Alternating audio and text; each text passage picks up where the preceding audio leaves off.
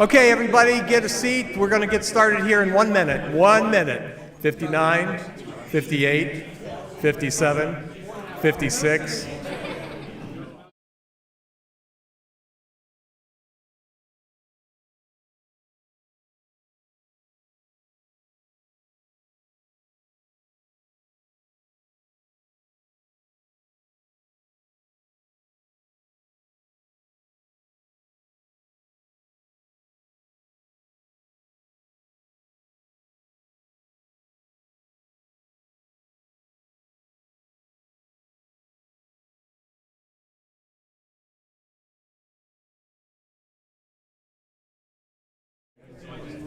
Good evening, Sarah and friends.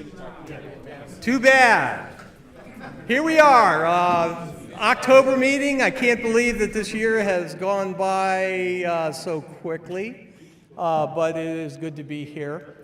We have a great meeting. I have been looking forward to this meeting for a number of days now. 90% of the meeting is going to be devoted to the COD. We have a couple great presentations. Our VE presentation first will be done by Stephen Kinford. And then we'll do a very abbreviated version of our business meeting. And then we'll turn it over to Josh and company for his fabulous review of the COD special event. So we are so extremely pleased to be here this evening. And without further ado, let's get started. Stephen, you are up, sir. Thank you, sir. Good evening. How is everyone? Excellent. Good evening. How is everyone? All right. My name is Stephen, NAWB, and I am blessed to be the Sarah liaison for ARRL. So you ask yourself, so I don't have to block it all the time, how do you become a volunteer examiner? Isn't that question well, you've already answered that question. Anybody have that question? Anyone? No? Room full of people, no one has that question. Well, we have our VE team for the rest of history. So, first question, why does the FCC allow hams to give exams? Well, you could read it there, and I might pick a note or two, but a lot of people know that prior to today, they used to do exams at FCC locations. How many took those exams? That was before my time. And I've heard those stories where Gary said you had to drive to Michigan or something, did you? Did you drive to Michigan or something like that? That's what it was, Detroit. Yeah, Detroit. So a lot of people traveled, and then also FCC examiners would travel at times. But it's kind of what's happening now. In the early 1980s, budget cuts caused them to basically, with attrition, drop their program. So the FCC exam opportunities shrank, and then they just disappeared. Now, I don't normally read from slides like completely, but I didn't memorize this one. But in the late 1982, the Goldwater-Worth bill was passed by Congress and signed into law by President Ronald Reagan. This bill, known as Public Law 97259, amended the Communication Act of 1934, a few years before my time, permitting the FCC to accept the voluntary and uncompensated services of licensed radio amateurs to serve in preparing and administering examinations. It also gave birth to the VEC program. So what's a VEC? A VEC is a volunteer examiner coordinator. What do? They are in an agreement with the FCC that they will administer tests for amateur radio. And they will also collect any kind of paperwork and then submit those to the FCC. How many VECs are there? I mean, well, there's the ARRL, Laurel. I mean, how many? Currently, there are 14 in the United States.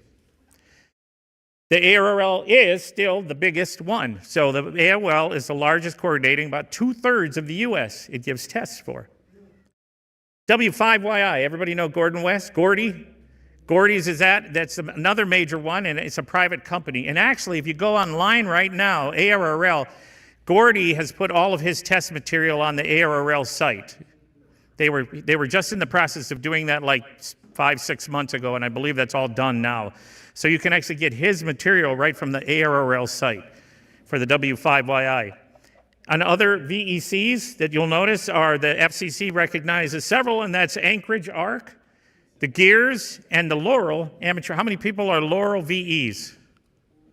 Good. There's a couple in the room. Excellent. Excellent. How does a VEC qualify to be one?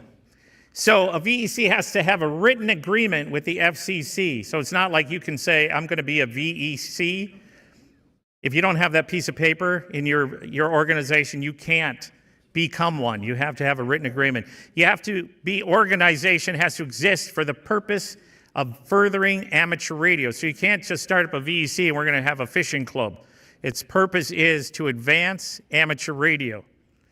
You also have to be capable of serving as a VEC to at least the VEC region that's proposed. So, that being said, you want to be a VEC, and I want my new region to be in Mars? It's not available yet. Maybe one day you can have a VEC in Mars, but not today. So it has to be in the region where you're saying, in other words, it has to be an open region. You also have to agree to coordinate examinations for any licensed class, and that today is 3, right? We got tech, general, and extra. The other one is you have to agree, and this is just standard all across the board, you have to recognize people, know without regard to race, color, creed, sex, orientation, all that kind of stuff. We have to agree to that, and we have to make sure that the national origin or membership in any amateur service is always available to anyone, and we do that. We're really good at doing that in amateur radio. We have a lot of people in that. So, if the ARRL is the VEC, who are we then? Minions? No, we're not minions. See, right here it says, not minions. We are the VE volunteer examiners. We should get like jackets with like those military badges. We're the VE volunteer examiners. So, if you want to start, you're not going to remember this, but we'll post this on the website probably. But it's real easy. You go to arrl.org and you look up volunteer-examiners, or you can Google it and it'll be the first thing that comes up, trust me. So once you're on that page, at the bottom of that page, there'll be a link that says VE Manual on the left-hand side. You'll just click on that, and then you'll download this piece of paper right here. It's a PDF, 79 pages. It's everything that you need to become a volunteer examiner. Read it. 79 pages. Not a hard read, and it tells you more than I'm telling you right now. It tells you the history and how everyone was involved and how everything passed and all the bills and all the people and all the names.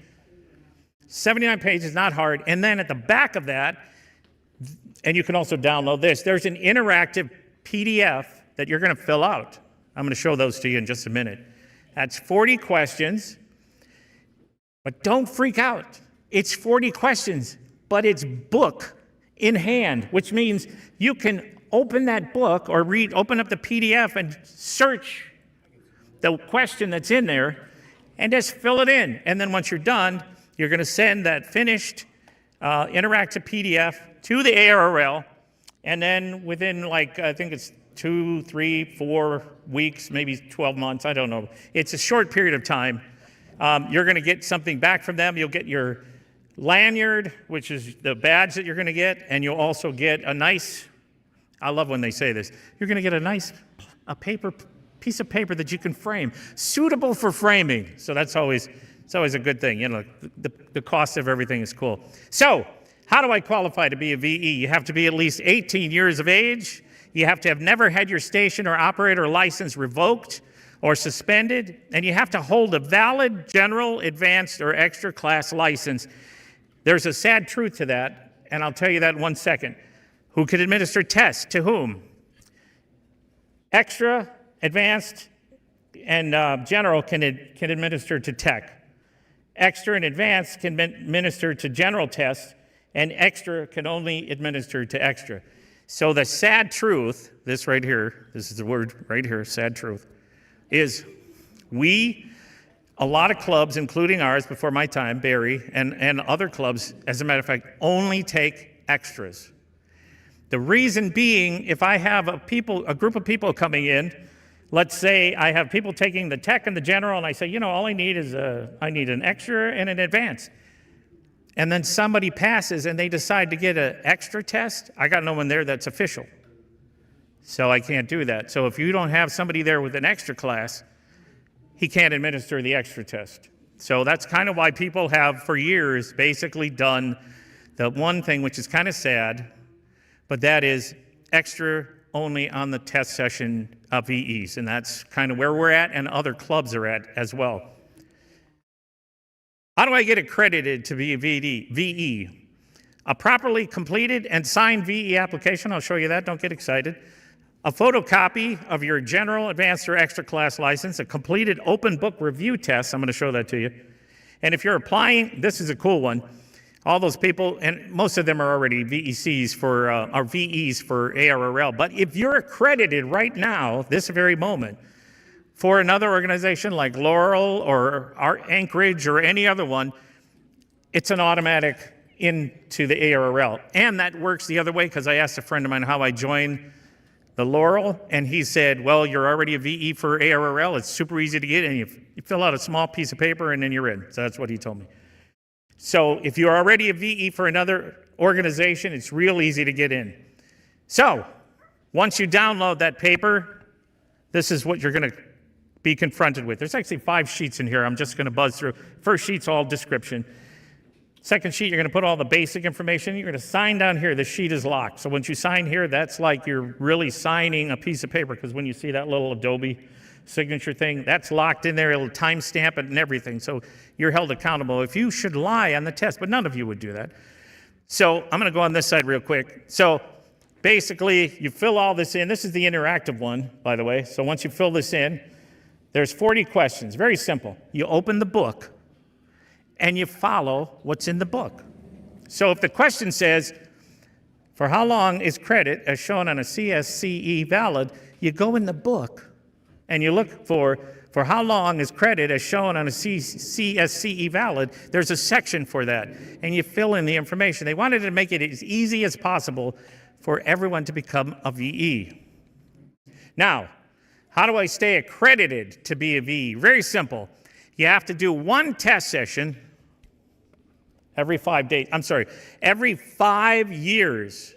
One session every 5 years, and that ticker resets itself. So just one session in 5 years. And also, your VE badge follows your FCC license, which means if your license ends in 2030, your VE badge will end in 2030. So always keep your licenses renewed, because once you get your license renewed, the ARRL will send a VE sticker that matches your new expiration date. So if you were dead or not in 2030, your license expired and you got it updated, now it's 2040, they'll send you a sticker you put right on your badge that says, now your VE opportunities stay until 2040. What are my responsibilities to be as a VE? Be at the session early. That's the biggest responsibility that you have. The other one is check IDs of the exam takers so that so you can personally see those that you take exams for. So for instance, we got 4 people coming in, especially with exam tools. This is going to change a little bit. I'm not even going to talk about exam tools today, except the very end. You have to have 3 VEs per person, so you got to remember who you're doing, who you are a VE for which one of those people. So especially in exam tools, you click a little box, and then the next person looks at their ID and clicks a little box, and the third person looks and clicks a little box, and now it's green, the person can take a test. But on the end, you have to remember who was it that clicked those boxes. It'll show you on your device for those particular things, but it's also good to do that on the paperwork. Now, in our sessions, we just send that. How many people have been in our sessions? We basically send that ID down the line so that way everybody can see it, so whoever's grading it, we know that we can use that information. Everybody's seen the ID. And then you watch as the students fill out their answer sheets, right? Simple, real simple. So the students, if you remember, are going to get, not anymore because Exam Tools is changing all this, they're going to get the answer sheet, not the answer sheet, but the test answer, where they put their answers. They're going to fill all the information in, and then where we tell them to fill it in very dark, of course, they're going to have those people that do it so light you can't even tell if it was an A, or they'll fill in like the little circles of the A and the B and the D, and then you know, how many people have been in those sessions? So, and then at the end, for those of you who are new, you won't have to deal with this anymore. They didn't have a picture. This is the blue stencil that sits on top of the exam, so that way we can see what are the correct answers. All the correct answers are in the little holes there. Now, what are my responsibilities as that's the fourth question. Regardless if the exam taker passes or fails, you sign the 605 form. So this is the 605. So the student fills this section. We fill this section. No matter if they pass or fail, the first VE signs here, the second signs here, and the third signs here. Now, if they do pass their exam, you're now going to fill out one more piece of paperwork, and that is the CSCE.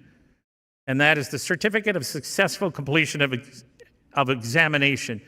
And if you'll notice right here, it says credit for elements passed, valid for 365 days. You've passed the written elements, indicated the right. You're given credit for the appropriate examination elements for up to 365 days from the date shown at the top of the certificate. That's kind of a caveat that you'll have that should somebody question you. You're going to get your license, you're going to get renewed, but should there be a bump in the licensing process, you can show them this because it's good for 365 days for you to operate. Unless, of course, you're a tech. The tech changes a lot of the things because you have to physically be in the database as a tech on your first one before you can transmit, as everybody remembers, right? If you're testing from tech to general or general to extra, you can immediately put the slash and the identifying alphabet right after your particular license to be able to transmit until they update it. But as a tech and everybody else, this is good for 365 days if there's an issue with the licensing process. Again, where are we headed? Where are we headed? That's what I wish I knew. Exam tools for online grading. That's where we're headed. So we're still going to be doing in-place testing because I've talked to a bunch of VEs in our area. I've talked to several. I've talked to a Laurel group. I think I've got to talk to 2 ARRL groups, especially NORS, and they all said the same thing. They're using exam tools, NORS especially because they went to it like beginning of this year almost, February. I sat in their first session. And they are going to be using the in-place. They still print out the test booklets that come from exam tools. And then I'm going to show you the test paper in just about a second, the answer sheet that they use. And they are going to do that because, as we've spoken, Doug and other people have spoken here, the more people see us in their face, the more they say, well, what club is this? Because I'd like to join a club. And then they learn who you are, and it's easier for us to get some members. And then we have to do really cool stuff during the year to keep them for the next go round. But we get them in the door, then they'll see how good that we're doing as a club. Also, we will still be doing the paper grading as the camera on the top of your laptop or phone device grades it. So this is the new form. So the new form right here basically has 3 boxes, tech, general, extra. So if a student puts a circle in that box, the computer knows this is going to be a tech test. If they put it in here, a general test, and if they put a circle in the extra box, it grades all 50 questions. So it knows to do that. So even if they filled out all 50 circles, but circled T here, they're only going to get credit for 35 questions. So we got to make sure we tell them, if you're taking the extra, put the circle there, otherwise you're just going to get graded for 35, and that'll be not a good day for them. They're also going to get an automatic exam ID that's automatically generated from exam tools. And then the applicant ID is on the ham study. By the way, if you'd like to look this up, if you go to hamstudy.org and look up Silvercreek Amateur Radio Association, you'll see that we're listed for our December session. Now, Eric back there, who's part of the NORS group, those guys have already been doing this for several months. And theirs has been on for about 6 sessions, 4 sessions or something on hamstudy.org. So you can search, and that's where we're going to put all of those in for next year's as well. But I got the first one in for December. Our first session in February is normally our Wayne County group guys. So we're gonna do that one too, but we'll have them all in there. That being said, where are we headed? Exam tools for online grading. And then also at the end of the session, it's closed. This is the cool part. I already read that, apologize. At the end of the session, it's closed. We push a little button that says close. All the paperwork is signed previously by everyone who's a VE. You put your signature and leave it in the system. So once you click that little check mark, I've looked at his ID, I've looked at his ID, it puts all three of you in that bottom paperwork. So basically, if I go back here, it'll put all three of those VEs here with your signature that's on file. And then, if the person passed, it'll put the student's information here and all three of those VEs' signature and call sign right there. So that's automatically done. And then, when we're finished with that, it zips all of that up, and we download one zip file, one PDF in a zip file, and we just upload that to ARRL.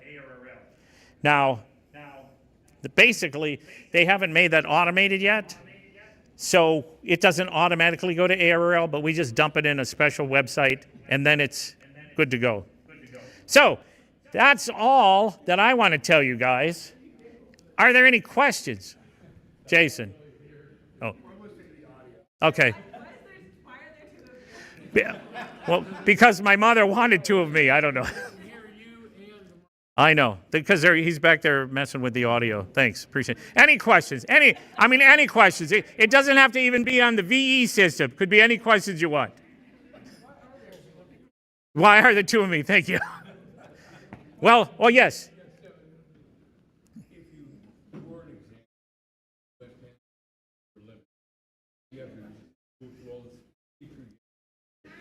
I talked to somebody, but I will double check that for you. Somebody told me from the group that all you have to do is test one more time and you're automatically renewed. But let me double check that for you. Yeah. But let me check that first because I don't want to, I have to check all that because, yes. Do you have to be an ARRL? Not according to their rules. Not that I see, no. Okay, so you can just take all the tests, do all the certifications, and you can jump on the team? You could, yeah. Okay. Yeah. Now, it's the same with for instance, one of my friends, Bob, he's a tech person for the Medina Comms unit, and he's a Laurel person. And his club is it's not sponsored by, or his Laurel session is not sponsored by any club. It's separate, so he doesn't have any club like that to do that. So when he sets up a session, it's just done, but you can join any session that you want. So here's the easy part real quick. If you, my last thing, and then I'll just say, since there are not too many more. On Exam Tools, it's super easy. You log into Exam Tools, there's a little link right there in the middle, and it says sign up. You click that link, you put your call sign in, you put your email address in, you get an email back from them. You click on that email back from Exam Tools, and then it asks you, the only thing you have to do yourself, everybody knows this, how many people already have an official copy of their amateur radio license somewhere on their computer? Because that's all you need. If you don't have it, you just download an official copy, you upload it to them, you put all the other information in, and then they will send you a letter within 2 days. Usually it was faster, as a matter of fact, when I got most of our team on. 2 days, because that automatically looks and searches in a lot of the VEC databases for your information. So if you're a Laurel person, an ARRL person, or even like an Anchorage person, they'll automatically list you for being accredited for all three of those. So that's automatically done. And if you have a problem, the Discord, I won't even get into that, but they have a Discord channel that we can talk to them and tell them everything that we're having problems with, and they fix it right away if there's an issue, or even give us the answer. Any other questions, and that's it. We'll get on with, because I know Josh wants to tell us about, yeah, go ahead. Where do you get the official copy of your license? The website is, you can Google it, but it's like wireless2.fcc.org, and then you log in with your credentials. And then in there, you'll see all the licenses that you have under your name. Like I have 3 licenses under my name because I also have West Park Radio out back in the day when I still have the license for their call sign for Whiskey 8 Victor Mike, and then I have mine, and then I also have a license for the another radio band. So that's where you get it. You can download them all. And when you download the ones from the ULS, that's a reference copy. it says reference copy. When you download it from the other site, it says official copy. And that's why when you're getting like your Echolink or your All-Star license, you need the official copy because it's actually locked. The reference copy is not locked. The official copy is, and it's got a timestamp and a date and all that on it. So any other questions? Yes, Mark. Yeah, I wonder if he gives a test to any relative that want to take the test. Really, he doesn't. A relative? Yeah. No. No? Okay. Yes. Can you be a PE or whatever with all the very organizations that, You could join all 14 if they'll let you in. Yeah, if that's your goal, Mark, that would be a good goal. all right? And what about the other thing? How many people, when they are testing, how many have gone like school club and done their work? Do people are just done on their own, or if they watch YouTube or whatever? Have you ever known, How they studied? how they were able to study? No, there's so many ways. Some people do it by book, some do it by video, some do it by YouTube. So yeah, I wouldn't be able to answer that. But thank you. Well, I was thinking, some of them, even if you have a class teacher, if someone doesn't teach everything exactly right, Right. the thing is, like, see, there's some of the guys that are checking in with the repeaters, and they say, like, they can hear the repeater, but they gotta remember, they're a little baby person where the repeaters in a high tower. Our Right. is 185 feet. Newberry's 600. Right, right, So when you're small, you think, well, I can hear, why can't they hear me? right. See, that's why I'm wondering if they're getting educated on. I don't know. That I couldn't answer that question. I don't have an answer for that one. Any other last ones? Any? Yes. Who played Lumpy and Leave It to Beaver? Thank you. With that segue, I paid him to do that. Go, everyone, thank you very much.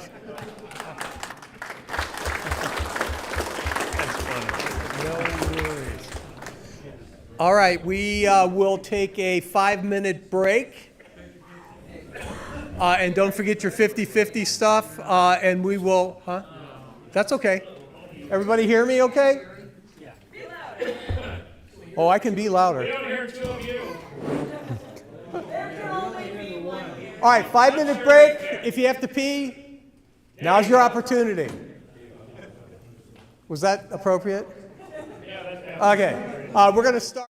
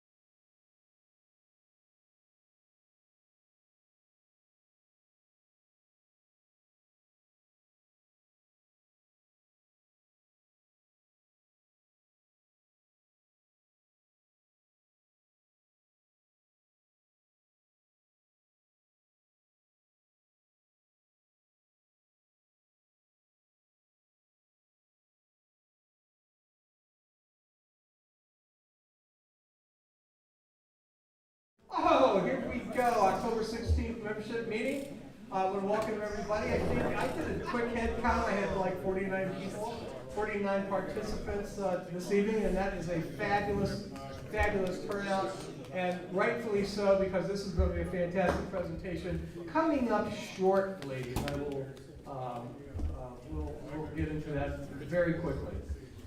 I want to welcome all of Sarah and friends, the best looking hands in the hobby, and the nicest too. Do we have any new folks here that are unaccounted for in our repertoire of individuals? We have a young man right here. Thank you. I'll be signing autographs at the end of the session. Whoa. Whoa, yeah, very good. I like your attitude, you're hired. And over here, let me bring you a microphone. And tell us all about yourself. All right, we'll try to You were loud enough.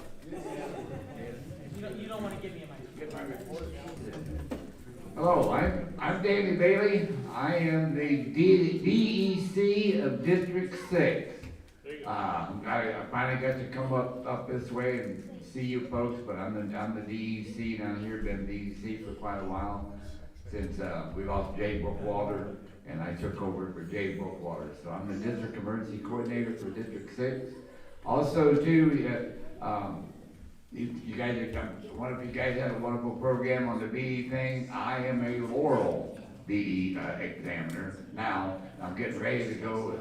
Probably because I used to be an ARRL BE, and I kind of got out of it, but think about just getting back into it. We have two groups I'm from Crestline, down in Mansfield, and that's where I live. But yeah, I just wanted to come up and see you guys. Thanks to Scott Ward over here. He wanted to keep it coming up, and then I asked him when the next club meeting was, and he said, "Here, you can ride along with me."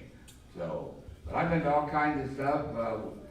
How many in here, I want to know, how many in here have a GMRS license? Okay, what we're doing in Richland County, we are including GMRS people. And I was told, I talked to Brent, our SEC, down there, and he said it's a wonderful thing. You work with the GMRS people also, because I know a lot of clubs around don't have too many members. And when you go out to do things, you need help with a lot of stuff, especially in a disaster. So what you more or less, all you really need is a liaison. And if you, like me, we run the net on Wednesday nights. It's the Richland County ARAS net, and I run it. And what we have in there, we also have a liaison for the GMRS people. And what they do is tell me how many people they have, and I'm allowed to count it. So the ECs and stuff in the different counties, what you do is on the thing to log it, you put it under the unclassified event that you had. And that's where you put your GMRS guys, how many GMRS guys you got and how long you was in there. And you also can use them in a disaster. So as I said, you can work together with your GMRS folks, because it's like, give us all, we need to work together, because you guys know we need help when the big disaster comes down there, so we want to do that. I am also, here we go, I got a lot of hats I wear. I'm also the Inner City Amateur Radio Club president. And so can you guys want to come to the club meeting? It's the first Friday of every month at 7 o'clock. We have ours at Pizza Hut, so we get to eat pizza all the time. And so I moved the meeting there. We had trouble getting a meeting. We was at the fairgrounds and lost that, so we had to move. So we went to Pizza Hut. It's located on North Lexington Springville Road, and if you ever go to the Mansfield Walmart out in Ontario, it's right in front of it. You can't miss it. So we're right in front of Walmart, and it's Pizza Hut. So anytime you guys want to come down, we're more than welcome to have you. And I want to say thank you for letting me come up here tonight, and I kind of wanted. But yeah, if you have any questions, I have a card I can give you. If you have any questions, you can call me anytime. Anybody can call me if you have any questions you want to know. And I want to say you guys had an excellent presentation on the new stuff that ARRL is doing, that's great. You got an excellent presentation. I want to thank you for doing that. That's a great presentation to show what's happening with ARRL and all the changes that they're making and stuff. So with that, that's all I got to say. Thank you guys. Thank you guys for letting me come up. And you guys have a great day. Have a great weekend and enjoy. Thank you. All right, thanks, Danny. Do appreciate it. Yeah, you're always welcome. For the most part, there's a couple in here that they bite and scratch and stuff. But other than that, and I'll point them out if you come back. But as long as you keep your hands away from the mouth, you're okay. So welcome and thanks for coming. Do appreciate that. All right, we have somebody else over here. Hey, how are you?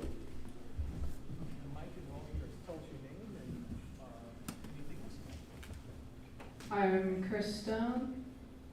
I'm 12 years old, and my dad's been trying to get me into ham radios since he got his. And then I went to the USS COD, and I'm now working on my technician license.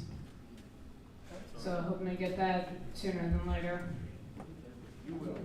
I am confident that you will do that, and that is a great thing. And your dad is leading you in the right direction. So, yeah, thank you, Dad. All right, anybody else? Did I miss anybody? Jeff, is it your first time? Where are we? Jeff, first time? Hey! There he is. Was it?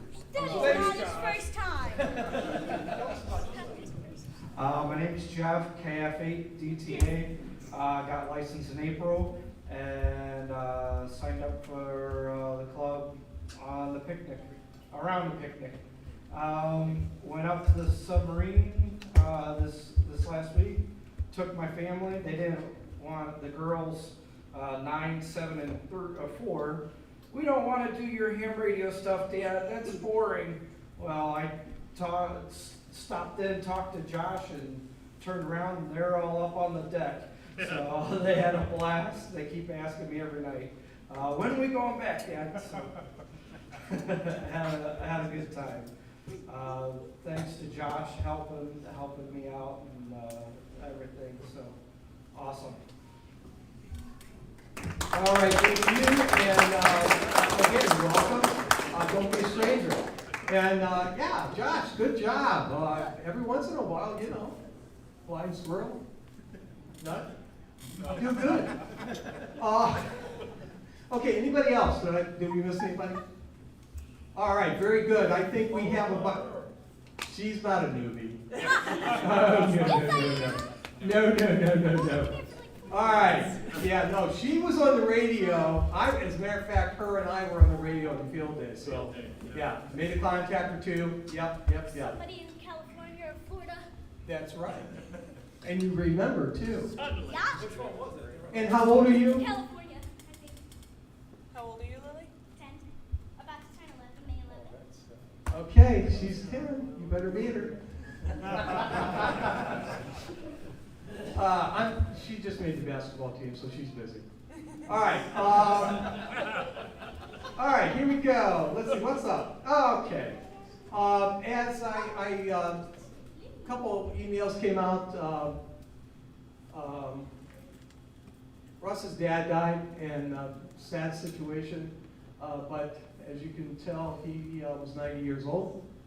Great life, and just a bit of a remembrance here. We love Russ. Yep. And it's just a sad situation. So thoughts and prayers coming your way, Russ. All right.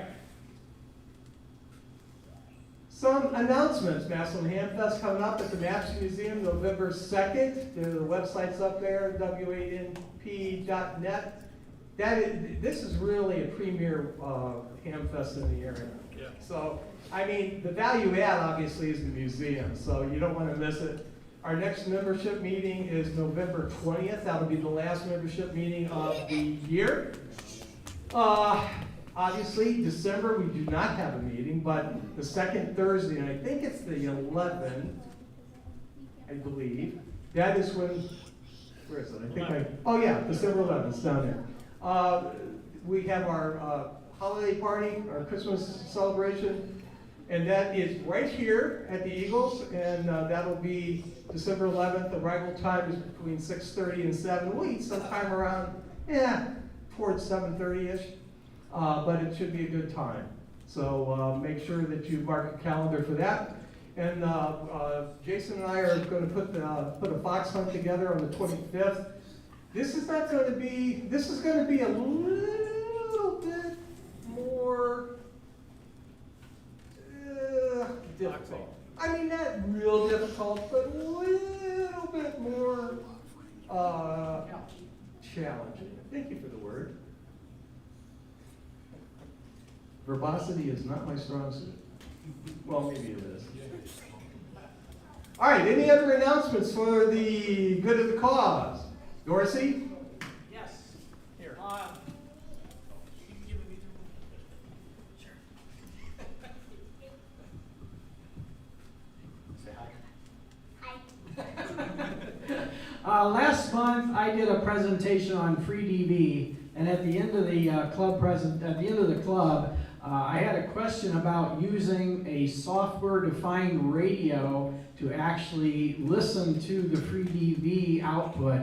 And I had to think about that one for a while because free DV wants to use the speaker of the radio, or the speaker of the computer to play the decoded audio, as does your SDR software want to use the computer speaker to play the audio from the SDR software. And so I had to think about that one. I came up with a solution. You can get a free program, actually it's just a driver, called, now I'm drawing a blank, of course. It's a audio cable, virtual audio cable is what it's called. And virtual audio cable will let you take audio from an app and actually run it to other apps without doing any kind of wiring or anything in the computer. It's all done internally with this driver.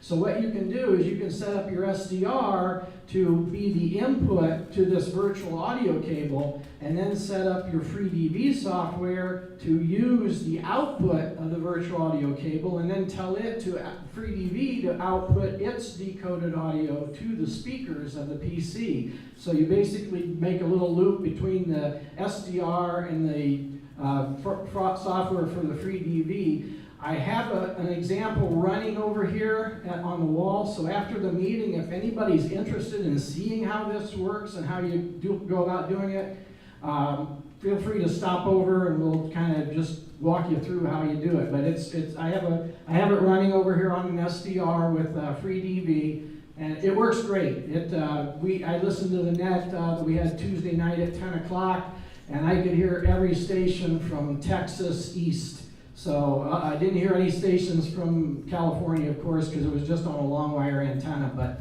it worked perfectly. Free DV decoded the audio and played the audio for the free DV. So if you're interested in seeing how that works, I have it set up over here after the meeting. Thank you very much. You're very welcome. Yeah, we actually follow up on questions every once in a while. Yeah. Way to go, Ken. All right, let's see. Any other announcements for the good of the cause? Anybody? Right. Yes, sir. Well, because I don't need the mic, but Gary said it is the premiere, and I think Tom's here. Tom said they're giving away what, 2 7300s? Was Tom here? 2 7300s at the Maslin. So get your tickets because those are nice radios. So. Yeah. All right, very good. Yeah, as I said, MAPS is a great time, campus. I also wanted to mention I'm a Laurel certified VE person, and it was no big deal. I signed something, they sent it in, and I got a certification back. It was very easy, and I helped out the Cuyahoga Falls group with a couple of sessions because we have a very, very hardy group of VE people. And I told Stefan many times, I said, if you need me, I'm there. And unfortunately, well, for me, he's never needed me. So I went out to greener pastures, you know, with the VE folks, or the Laurel folks. But anyway, it's a real easy thing if you ever want to do that. It's a real simple thing to do. You did COVID. COVID? Yeah. Oh, that was us. That was us. That was the ARRL meeting. Yeah. No, that wasn't Laurel. Okay. Any other announcements for the good of the cause? All right, here we go. Now, this is going to be very capitalistic. Oh, yeah. All right. The meeting minutes, I sent the link out. And again, I apologize. I was out on a hedonistic week and didn't have a whole lot of time to do a whole lot of work. But anyway, I got your announcement out today and also sent out the link to the minutes. And by the way, I did print them off. I will say that Mark did a fabulous job with the minutes, including slides and stuff, and it just a real super job. But we are human, and we do make mistakes and omissions. If there are any mistakes or omissions, speak now, or forever hold your peace. All right, I need a motion for approval of the minutes. Stephen? Scott? Second? Anybody disagree with the passage of the minutes? Nothing heard? Minutes are passed. Okay, here we go. Mikey, you're up. Okay, well, this was pretty straightforward. We had to get some tables and things like that. We had to pay our insurance. Believe it or not, they wanted us insurance. We got that. And so nothing really out of the ordinary. The only thing that was unusual is that we received a check for $60, and part of it was for these, and part of it was a donation to the club. So, other than that, it's kind of the same old simple. All right, Mike, thank you. Fabulous job.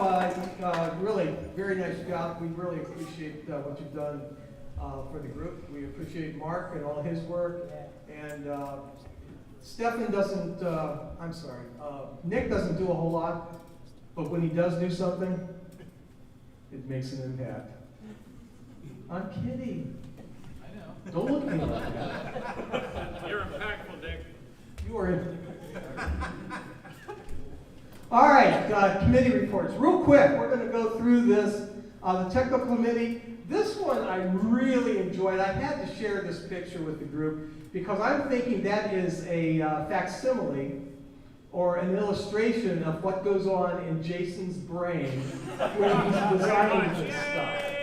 And that is the controller board that he's prototyping and working on for our 275 machine. And I just couldn't pass that up. We talked last month, about the VE field day tablets. That was a work in progress. Well, the work in progress is over, and they have been in the field, and Josh is going to comment on that in more detail later. So great job, Jason. And I see you're hardwired, temporarily anyway. Learning in the VE committee, the idea here, if Doug is in the process of putting together next year's presentations. If you have ideas for presentations or suggestions, please contact Doug. If you have a pet project of your own that you would like to share with the group, we are always looking for that. We love the homegrown stuff. If you have an idea or a project that you're working on, please, that you would like to share, talk to Doug about that as well.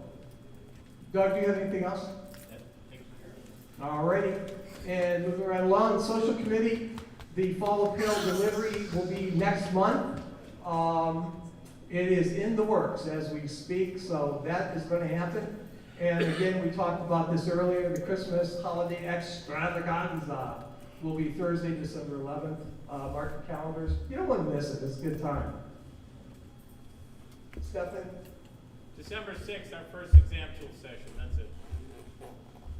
December 6th. Is that a VE session? Yeah. Okay, with exam tools? Yeah, with exam Okay, tools, yeah. all right, sounds good.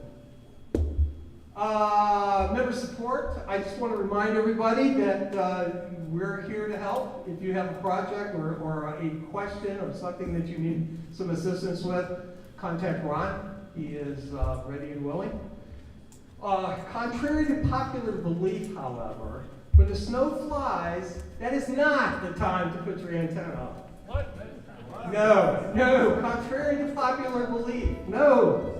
We don't work in the wintertime, do we, Ron? Seriously, Scott?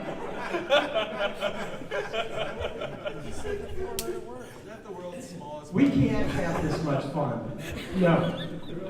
Sure we can. All right, here we go. Josh, I know those two people. you have the hand wheel off, and yeah, here we go. This is going to be fun, guys. So brace yourself. I kind of want to try with it.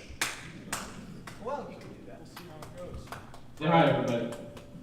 Hi. How's it going? No, I will need to hand him off. Sorry, Taylor. He loves his mom. Has he burped yet? Has he burped yet? How's everybody doing? Good. Excellent. All right. Well, that was a lot of fun last weekend. I think I'm still buzzing a little bit. It's all kind of surreal. Let's go ahead and get going. We did it. We went out to the COD. Thanks to Bill K8BIT for everything he did to make this possible, and the operations committee. And we did that. We were there. You wanted to jump in the water. Yeah, that was not good. Lucy, thank you to Lucy, actually. She did these slides. I got home Monday and needed to work on the slides, and I fell completely asleep. And then I had work dinners the next 2 nights, or something like that. So, she threw them together, and I touched it up, and here we are. So, there's the boat. It was a lot of fun. I'm going to talk about this real quick before I forget. This over here is the long wire antenna. That's the actual original antenna that they were using back in World War II. That's up in Cleveland. You remember? Yeah. You can see all of the flags from the war. Yeah, it's pretty cool. This one's actually pretty cool. The martini glass. So I did a trivia question about this a long time ago, but the martini glass is there because some of you may know the USS Cod did the first and so far only international sub-to-sub rescue. So they actually went to a Dutch sub that had, I think it had routed itself.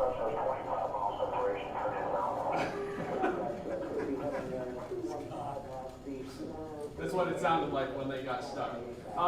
But anyway, so they went and they actually rescued the guys. So they had over 100 guys crammed onto this tin can. And so that is the commemoration of the party they had afterwards to celebrate getting them all back home. And it turns out that's the night they also found out that Japan surrendered to the Allies. So that was kind of cool. Don't push on that, kiddo. Don't push. All right, so there's Dave. Dave, did you have any stories you wanted to tell Dave?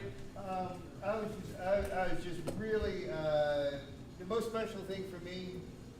The most special thing for me is when Mark at K4OG came up and said he had a call from Jim, WB8BMW, who wanted to make contact with the COD. And Jim doesn't have any microphones on his HF rigs. And as rusty as my CW is, we did make contact on 40 meters with Jim. So that was really a special thing for me for the event. That was our one CW contact for the whole thing. So thank you, Dave, for that. Yeah, that was really special that you made contact with Jim. All right. You like There how you I go. switched them out for one kid for the other kid? You can see the forward deck gun over here, and there's Ben enjoying himself. So this was the setup. Thank you to Lane. Thank you, Lane, for bringing and providing so much of the equipment. And the two pop-ups were provided by Lane. The 20-meter station, Lane had a 17-meter station running in the van. We had a 2-meter station set up, a Yagi up at the top here. We had some snacks and drinks over there, and Lane provided 2 of the logging laptops, and we had one of the club's tablets out for logging at the 2-meter station. So that was pretty cool. So here you can kind of see Lane's van is over here, and here's the tower with the little Yagi up at the top. And we have the, there's a little wire, you can barely see it, but that's a wire connected to a balun, and then here is the NFED halfway going up. We actually brought a potato launcher, or an antenna launcher, and got it up over top of that tree. And first try? Yep, very good. Of course. So that was our 20-meter station. Yeah, we overshot the tree by significantly. Got it. Went a little too far. A little too much pressure. So let's see, what else? That's setting up the tablets. What else we got here?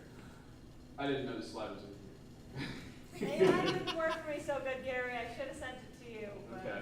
Well, anyways, that's the entryway there. And there's Lane's 710V1 at the Warren Amfest set up as the 20-meter station. So we had these little activator guides for anybody who wanted a little bit of guidance. Just the call sign at the cod up there and a sample exchange and all the logging information we needed. So that is the hatch to get down there, down inside. There you go. That's a good picture going down. So this is like I've mentioned before, this is the only unmodified sub of its class still around. There's still multiple subs of its class around, but they've essentially made it much more handicap accessible. This one you have to go down and go down the ladder here, and here's the forward torpedo room there. You can see the different torpedo tubes in there, and these are the sonars that actually get pushed down into the water when they want to use the sonar to emit the tones. It's a little confined,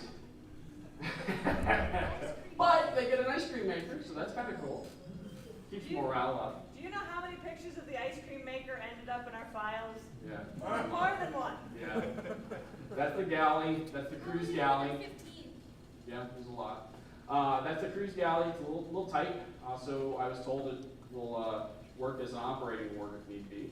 More confined quarters, but you can see some of the engines of the sub here used to charge the batteries. These were actually built in Cleveland, so it's kind of cool that they got to come back here and are on display in the place that they were created. You can actually see they have a model of the piston that is inside of there. It's cool. Bill was saying they can actually take just a single cylinder off, address any problems to it while the engine's still running, and then bring it back online. So that was kind of neat.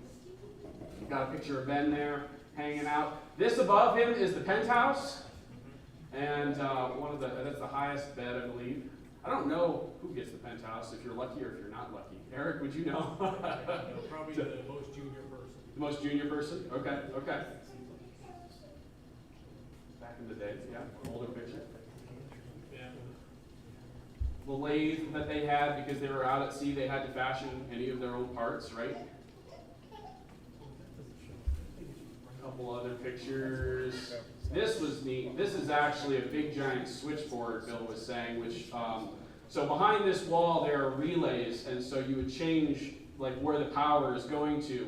And so it's surrounded in this big giant Faraday cage because you'd have thousands of volts clapping together and it would create an arc and you didn't want it to spark and hit you. So that's what's behind this wall along with all the different gauges and readouts for different power systems. More torpedo tubes. Who wanted to climb in there? I don't remember. Not you, Ben. Scott wanted to go in. He was wondering if he could get fired out of the torpedo tube.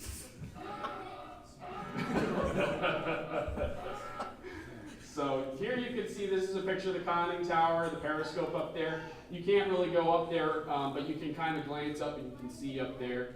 It's just difficult to be able to let people go up and down the ladder. So this is the control room, I believe, and these two are these wheels are the wheels that raise and lower the flaps on the front and the rear of the vessel that help control the dive and it coming back up. What was that? The plane. The planes. Thank you. I think Bill was saying that it takes like 10 turns of one of these to go 1 degree or something like that. So if the power goes out and they have to manually do that, that's a lot of work. This is the Christmas tree. It tells you what's open and what's closed on the sub. So if a hatch is open, it'll turn red. You want to see a green board before you dive. And there's another picture of the ice cream machine. I don't know who took this picture of Scott. So, got Mark looking pretty excited over there, and got Ben. So, it's cool that they have the control room there all in like run silent mode, all red. So, what else do we got here? We got the triple decker bunks here, very cramped quarters. This is the officers' mess, I believe. They actually get a record player. Yeah. And this is actual battle damage. Let's see. Red frame marks, both from Japanese aircraft. So that's kind of cool. That's original right there. Original battle damage. And this, I was told, if you turn the knobs to flush this toilet in the wrong direction, that turns into the worst shower of your life. Or it's a bidet, a real bad bidet.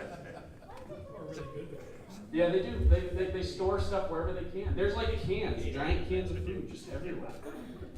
Yeah. All right, the radio room. It is a closet. It is tiny. It was very small. So, Ben, what did you think of the radio room? I was very glad they had a fan. Yeah. See if we have a picture of that fan. That is this fan right here, vintage 1940s fan. Right there. Everybody knew about the fan. You didn't know about the fan? Wait, there was a fan? Did you stick your finger in it? Nah. No. I don't think it was running when we were in there. Oh, I thought you meant you didn't know about it and accidentally stood up too fast, because like you can very easily, Bill warned us, like don't stick your fingers or you'll knock your head in there and you'll lose a part and it's like not good. So, but anyways, yeah, it's very confined. All of this is the original vintage gear, right? We didn't use the vintage gear. We used the Icon 7300 that he has set up there. And if the tuner on the inside of the radio doesn't work, there's a little manual tuner off to the side, and a little teletype and just a few other things. So I'm not actually sure what all the equipment is, but very cool. And it works. I believe it works. I believe he said it works. What do you mean? Make contact with the original. With the original equipment. That's what we. Oh, it'd be CW, would it not? I don't, probably. Yeah. Yeah. So. Josh? Yes, sir. One thing to add, they really have it done out in vintage decor, and in the radio room there's an ashtray with a couple of snuffed out cigarettes there, and a pack of Lucky Strikes and a pack of Chesterfields. And I just imagine sitting in that closet filled with tobacco smoke. Boy, yeah. When you went to pick up those packs, they were actually movie props. They were movie props? They were movie I did not know that. That's very cool. Those are little pieces of wood, so they're Ah. props, but they did a movie there. Ah, that's right. Film. Yeah. So, yeah. So Nice. That's very cool. Yes. Ben. So, Sorry, I can't see. there was one radio in there. I'm not exactly sure what the frequencies were exactly, Yeah. but it had an 80 meter setting, and then there was a setting that said CW training, I think. Really? So that may, like if they work, that may actually be in our band allocation. Maybe. That's very cool. LTPT, yeah. So output level, tuning, what is that? Frequency band and gain. The others? Reception. So there's a CW setting. What is that? Mod, ABC, and OL or something like that. So I think this is like EQ settings actually when I was looking at it. So speech amp, tel audio, REM. So anyways, so that's some of the equipment. So first up was Dave and Jeff, and they got to operate for a little bit. That was very cool. We had Christian and Dave as well. We had Ben and Scott. They got their chance to operate as well. let's see. We had Nick at Night and Eric had a little beacon net duo going on there. That was probably a lot of fun there, Nick. And Eric. Hey, who's good? Christian again. We got Ben up there. Let's see. And Eric and Mark doing their thing. And Craig, and I think that's Christian. Yep. So, this was the 20-meter station outside. This was Harry with Adam and Chris, his son. That was very cool. Thank you, Harry, so much. Sure. Or is it, there you are. For being out there and manning that station. A little story about Chris and his son. Go ahead. As I was sitting there, he made contact. Chris's son, or I'm sorry, I lost your name.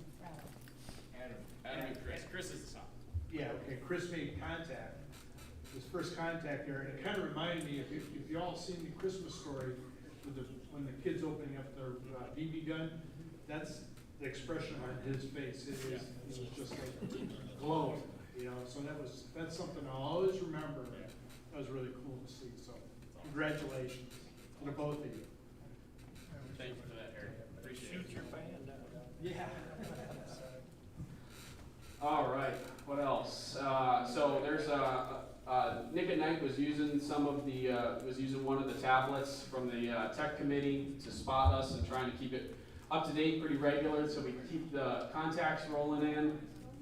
Got Mark there, and then Dave. This is Dave operating CW on the key that Bill's got down there to make contact with Jim, and I'm going to go ahead and try to pull up that video real quick. We'll see how it goes. This may go or may not go.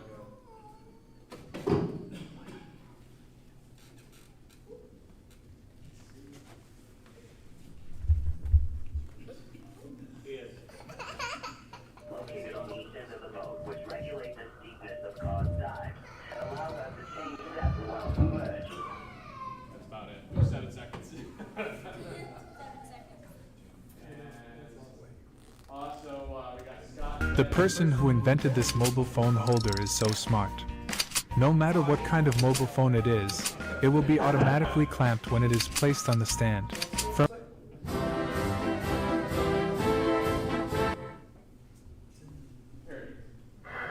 I did not copy your name there. The name here is Scott Sierra Charlie Oscar Tango Tango. You are 5 and 7 into Northeast Ohio on the USS Cod. Can you come back with your name phonetically, signal report, and your state, please?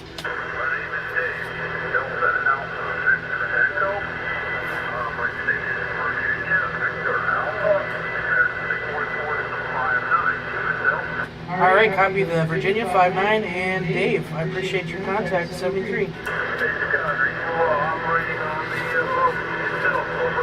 Affirmative. We are in the radio room on the boat right now, and so you're making an actual contact with the USS submarine Cod from World War II. Over.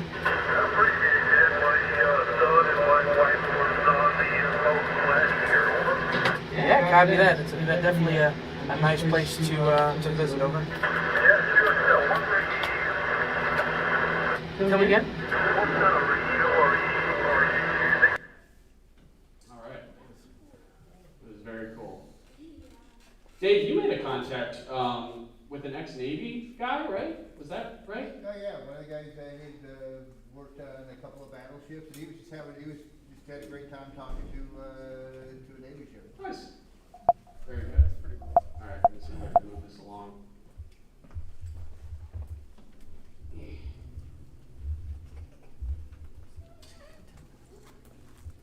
All right. Mark and Eric actually came dressed up in their Navy uniforms, right? That was pretty cool. And Uncle Fred was there, who I believe, Fred, where are you at? I don't see him. There you are. You're over here. You're Navy, right, Fred? No? Army.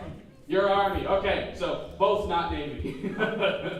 So Scott was hunting DX. With the big guns. He brought out the big guns to hunt the DX. So Scott, what's your buddy's name? I can't remember. Kyle? Kyle. All right. Did he get to operate? No. No? Oh, that's a bummer. He just likes to come around just long enough to set stuff up and he's gone. Okay, But that's he knows, awesome. so that's nice. Well, you have to tell him, say thank you for coming and helping. Sure will. So, okay. It's actually better than a potato gun. Yeah. That's actually what we use to get the antenna up. Yeah, next time.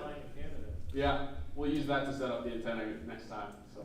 He said the guns still work. They use it. Yeah, I Didn't he say asked they him. fired- He said they still work. Yeah. Didn't he say they fired pumpkins or coconuts or something? Something out into the water. That's a rock call. Yeah, yeah, that's true. T-shirt? They can only shoot it when the Browns score, so it doesn't go very much.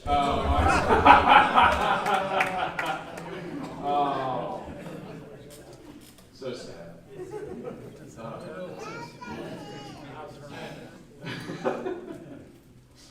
Anyways, so there were a couple really cool things about this weekend. Okay, so number one was the weather was phenomenal. We got really lucky with the fact that we had beautiful weather. It was warm. It wasn't freezing. It was awesome. There was no rain. We got a little bit of spit at one point, and then it was done.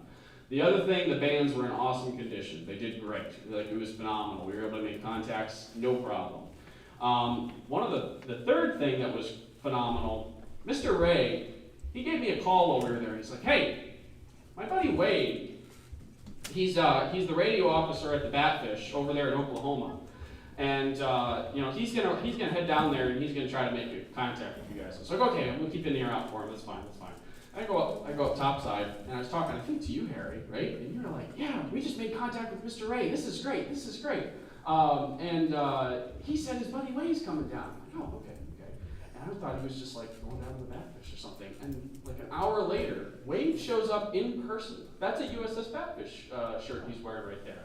What are the chances that our friends from Oklahoma made a they didn't come out specifically, but they were just passing by. So he was in New York, passing through, and they were stopping along the way at different events.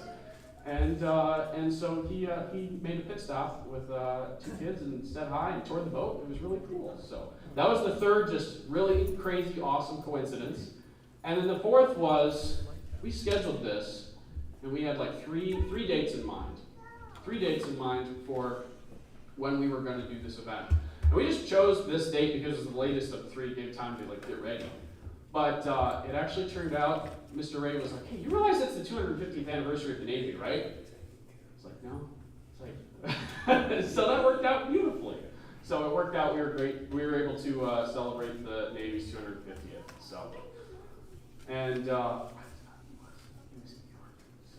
anyway, so Wade and Bill got to meet, and so they're both the trustees. So Wade is the trustee for WW2 SUB, and Bill is the trustee for Whiskey 8 Charlie Oscar Delta the COG. So that was very cool. So there's Chris getting down into the sub, getting ready to operate, or just to tour the sub, and that's him operating over there.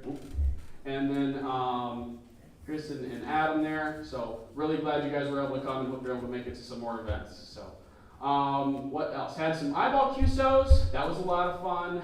And wrapped up the day. That was kind of how we wrapped up the day. That was one of the last pictures of the day, just talking, enjoying company. And that's about it. And that's about it. Well, I guess people noticing me take pictures was the other slides that Lucy put in here. So. Bill did not seem very thrilled to have his picture taken.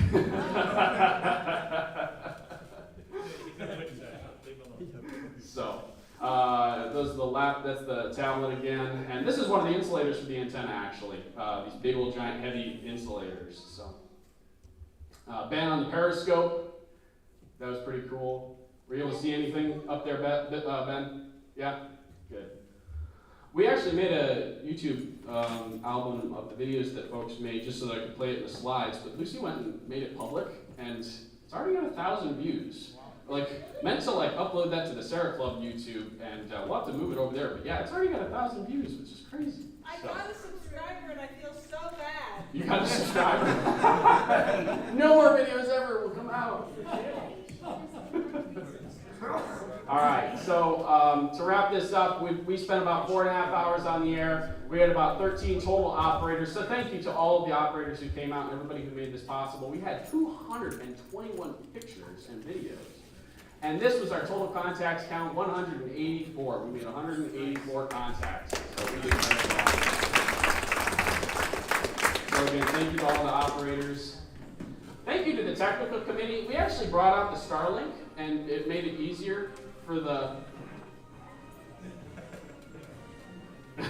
Thank you, Scott. We brought out the Starlink for doing the spotting. So that was really cool. It was amazing. All I had to do was sit it there. I just sat it there and immediately internet. It was awesome. The other thing was we put our new 17-meter bandpass filter to use since Lane was on 17 meters and the 20-meter station was spitting distance away. So there was a lot of interference, and the 20-meter bandpass filter in the 17 really cleaned that up. Also, this is the setup like we saw earlier of the logging tablets. So we actually installed hammers on all of those, and so they're all set to go for when we do POTA, for next time we do POTA. So this was a great wrap-up picture with all the folks who were left at the end of the day up there on the deck. So again, thank you to all those folks for coming. And then also I wanted to hand out and personally thank some people real quick. Yeah, I'm going to have you hand it out, so if you don't mind, can you give this to Lane? Thank you, Lane. Let's give Lane a hand, over here, Lily. Give him a hand of applause for providing all the equipment, the pop-up canopy and everything. We appreciate you so much, Lane. Thank you for all the work. And then also I want to say, what's that? Can I share my favorite part of the con? Yeah. How many times Josh went, and I have to get, oh no, Lane's covering it. That was fantastic. We're going to give this one, so this goes to Scott. Scott in the back there. Thank you, Scott, for coming. Thank you for providing the table, the chair. Thank you for working so much on 20 meters, on 40 meters. Scott, you killed it on the radio there. You kept us on the air, and that was awesome. What else? We got Dave. I wanted to give you as well to say thank you for helping mentor people in the radio room. Thank you for doing that. Thank you for making the contact with Jim. That was very special. Harry, thank you so much for everything that you did as well. Thank you for helping Lane pack everything up. Thank you for coming out, keeping us on schedule, and everything else, and helping with the setup. We appreciate that. And then Nick at night, as well as for you, thank you for keeping us spotted and keeping us on the spotting page there, making sure we're making contacts. So, and then the last one I wanted to give to Chris. I wanted to give you this as well. To commemorate your first time on the radio. So congratulations. It's a very cool coin. You can see the COS logo on the front there, and then on the back here they have 019, the submarine there as well to commemorate the rescue. So, all right, let's go ahead and land this real quick. That's it for the COD. Like Gary said, the Fox Hut's coming up on the 25th. Be there. It will be square. Other potential operating things coming up. Santa Claus in the air. VHF Simplex contest, perhaps, or Winter Field Day. I'm going to send out a survey, like I said, at the last meeting for interest in those two events. And Gary and Jason, did you want to say anything about the Fox Hunt? The Fox Hunt, as I said, will be just a little bit more difficult. I mean, not difficult. What's the word for that? Challenging. There we go. Fun. Thank you again. Fun. Oh no, it's not going to be fun. Oh, yeah, that's not going to happen. Well, we might have a little fun. Anyway, no, it's going to be great. I just hope everybody can come, or whoever would like to come out. We had, I think, about 11 or 12 people build the directional antennas that we had. Let's put them to use. So come on out on the 25th, and we're going to make this happen. All right. Thank you, Gary and Jason, for doing that. We do appreciate it. So, again, reminder, the winner is least distance traveled, not first arrival, safety first, et cetera, et cetera. Keep your ear on the repeater for any announcements, or to report your status if you've been in the hunt. So, with that, that is all I have, Gary. Thank you.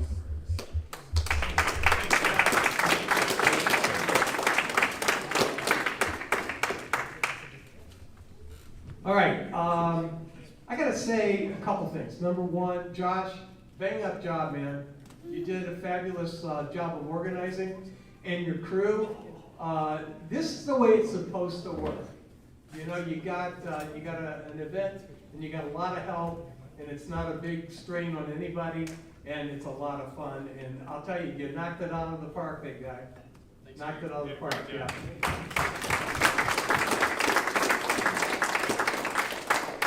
The other thing, I'm just busting on Nick. I do that a lot, but anyway, he is extraordinary. He does a lot of work. I didn't mean to say he doesn't do anything, because that's not true. He does a lot of work in the background, confidant, and keeps me on the straight and narrow and helps me immensely. And Nick, thank you very much. Let's give him a round of applause, please. And the rest of the executive committee does a bang-up job, and I'm really pleased how this has worked out this year. I think we made some great strides with the change in the Constitution and our bylaws. And I want to thank Jason for a lot of the input on that endeavor, and that has worked out as well. So I think we've come a long way this year. And this, the USS COD special event was a value add and absolutely the premier operating event of the year. So thanks to everybody involved. Let's give everybody a great round of applause. All right, we're gonna get out of here, aren't we? New club business. Anything going on that we need to know about? Hey, can I just ask Jason, what's the status going with the node now, the 48496? You know, I know that it needs some adjustments in that still, probably. Did you hear that? Yeah, I know what he's talking about. What? Here, Mark. Oh, Talk about it. oh, all right. I was just wondering about it. Well, talk to Jason. Oh, Jason? Ask him your question. Oh, Jason, I was just wondering, you know, there's some static and, you know, some high audio, some low audio